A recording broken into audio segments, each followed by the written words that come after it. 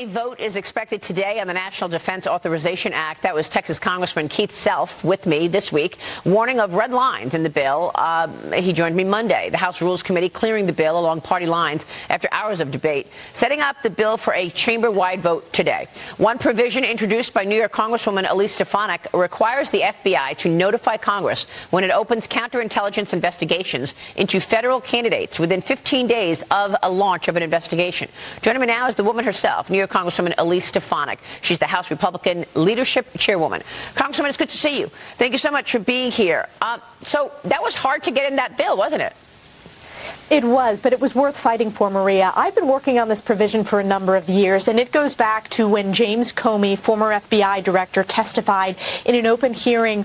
He did not follow proper protocol when he illegally opened Crossfire Hurricane targeting President Trump in 2016. He did not notify Congress. That closes this Comey loophole, and it pushes back on the illegal weaponization of the FBI to target political candidates like they have done with President Trump. And it even is more relevant today than ever with the FBI's targeting of Republican House members, whether it's former Speaker Kevin McCarthy or Jim Jordan through Operation Arctic Frost. This is good transparency, accountability, and it needed to be in the bill. It passed out of the House Intelligence Committee. I worked diligently to get it done, and I wasn't going to allow Jamie Raskin to strip it, so it was a big win to have it in the bill. It sure was. Congratulations on that. And I saw it, and I thought, yeah, that sounds like a great idea. I mean, particularly since every day we're learning about how big and wide that dragnet of Jack Smith was in his Arctic Frost investigation, not just the lawmakers that you just mentioned, but how about all those senators who were tracked and spied on, and then they were told that they couldn't know about it. So, you know, they're using he used corporate America to do the dirty work, telling J.P. Morgan they want bank records, and Verizon and AT&T they want phone records. Oh, and by the way, don't tell the people that we're actually asking for this. That's exactly right, Maria. And I'll tell you, I'm the only House Republican left who was there on the Intelligence Committee during the Schiff era of sham impeachments. And it was very important to deliver this accountability, to make sure that we have good governance, transparency, and more importantly, that we root out the rot of illegal political weaponization within the FBI, within the Department of Justice. This bill will do just that. And it is a huge, huge win for the American people, for the Constitution. And I was proud to get it done. And I was willing to fight and deliver. That is my, as I look back at my past decade of work, delivering results for the American people on some of the toughest issues that this nation faces. Do you believe that you'll be able to get the NDAA out before year end, or certainly before the January 30th funding deadline, or will Democrats start another government shutdown?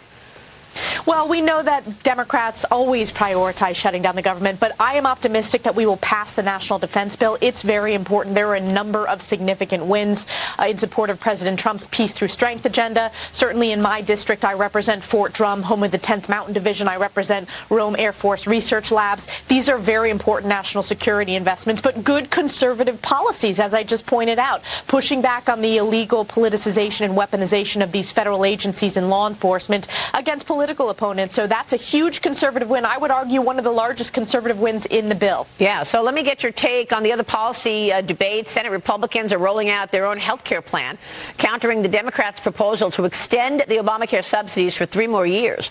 GOP Senators Mike Crapo and Bill Cassidy's bill would allow the existing subsidies to expire and be replaced with a new 2-year program where the government would pay directly into health savings accounts paired with certain Obamacare plans. The Senate will vote on this tomorrow, and the two competing plans both expected to fail. Congressman, what are your thoughts on this Obamacare subsidies issue? My thoughts are Obamacare has caused a skyrocketing of prices. I ran for Congress over a decade ago because of the false promises with Obamacare. My family's small business had our health insurance canceled.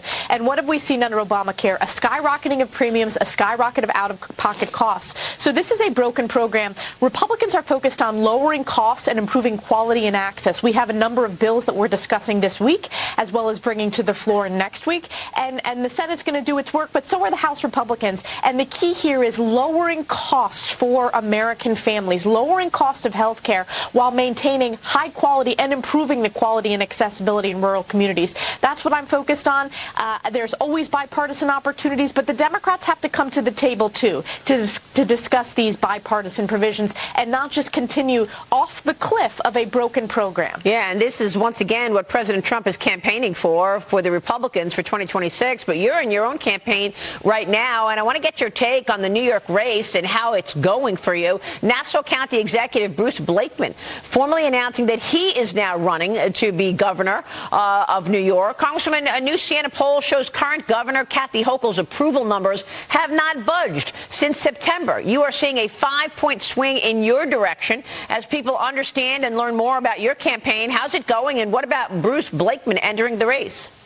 Well, I'm so proud to have consolidated support, not just from the Republican county chairs in the Conservative Party, but most importantly, the voters across New York State who need a fighter and a proven winner. I'm the only candidate in this race who has never lost a race, and Democrats have targeted almost more than any other Republican in New York State over the past decade. I have a coalition of voters in my district, Republicans, Democrats, and independents, and we have been able to support Republicans all across New York State. I'm running against Kathy Hochul. She is a failed governor, an accidental governor, and it's why she's called the worst governor in America. New York is the most expensive and unaffordable state in the nation, with the highest taxes, the lowest when it comes to small business climate. Even in the past 24 hours, Maria, Kathy Hochul was claiming that it's a win that we're among the bottom when it comes to affordability. It is a disgrace, and voters are looking for a new generation of leadership, not candidates who have lost in the past before. So I am going to continue crisscrossing the state and putting forth my record of results and my vision to cut taxes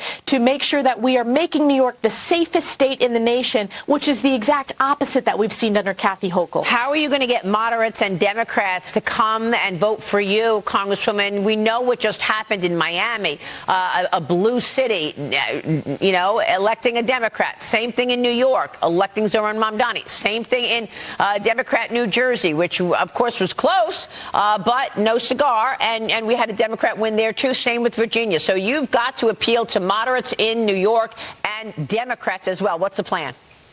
Well, the plan is I've done that for the past 10 years, Maria. Every year I've been on the ballot, I have overperformed more than any other Republican, President Trump's numbers in New York State. With a coalition, I win about 25% of registered Democrats in my district, as well as overwhelmingly winning independents by about 75% and coalescing Republicans. And most importantly, we are able to inspire low-propensity voters who typically don't vote in midterms to turn out. I have some of the successful record of doing that, and that's going to be really important going into next year, and providing a vision and calling out both parties. I mean, I am widely recognized as the leader nationally in combating anti-Semitism. What do you see with Kathy Hochul? You see her bending the knee to propel an anti-Semite socialist who is on the precipice of being sworn in as mayor of New York City. Yeah. I have delivered the largest middle-class tax cut to New Yorkers in history, with leading the negotiations with my colleagues in the New York Republican delegation, working with the president and Secretary Bessent to raise the state and local tax deduction when it comes to taxes. I am going to pass a bill in Congress to eliminate failed bail reform at the national level, which Kathy Hochul has failed. These are issues that appeal not just to Republican voters, but to independents and Democrats as well. Yeah. But my proven electoral record, I put up against anyone else. We have overperformed more than any other Republican on average in the state of New York, and I have never lost a primary, never lost a general. That is awesome. Now, look, Kathy Hochul basically suggested the other day in an interview that she will raise taxes on business in New York. She will go along with Mayor-elect Zoran Mamdani's ideas. He and his wife have confirmed, his wife Rama, they will move into Gracie Mansion after he is sworn in as mayor on January 1st. Congressman, have you spoken to Mamdani? What are you expecting from the New York City mayor? I have not spoken to Mamdani. I'm expecting that this is going to be a defund the police mayoral reign. I think this is going to be someone who doubles down on raising taxes and forces the governor to do so. Think about this, Maria. It took the governor less than 24 hours to shift her position. She has spent this entire past year saying she wasn't going to raise taxes. As soon as Mamdani gained momentum, she said yes, she's shifting her position to raise taxes. It's very similar to what she did with congestion pricing, where she punted that until after the election, thinking New Yorkers are stupid, they were not going to notice. And then she screwed New Yorkers by raising the commuter tax, which is hurting New Yorkers and the suburbs around New York City. It is a tax on working families. The last thing New York needs right now is higher taxes. We need a governor that cut taxes to make us affordable once again, to make us a state that attracts families and small businesses. So this is yet another broken promise of Kathy Hochul. It's very similar to what she's doing with energy policies as well. She has every every intention of putting into place a ban on natural gas, but she is punting that until after the election because she's so desperate politically. And who's hurting? New York families, New York businesses. That's why you're seeing a mass exodus from New York State more than any other state in the nation. It's because of the failed policies of Kathy Hochul. Yeah, we certainly are seeing that exodus. Congresswoman, we're going to be watching the race and certainly watching your work. We so appreciate you joining me this morning. Thank you, Maria. All right, we'll see you soon, Congresswoman Elise Stefanik.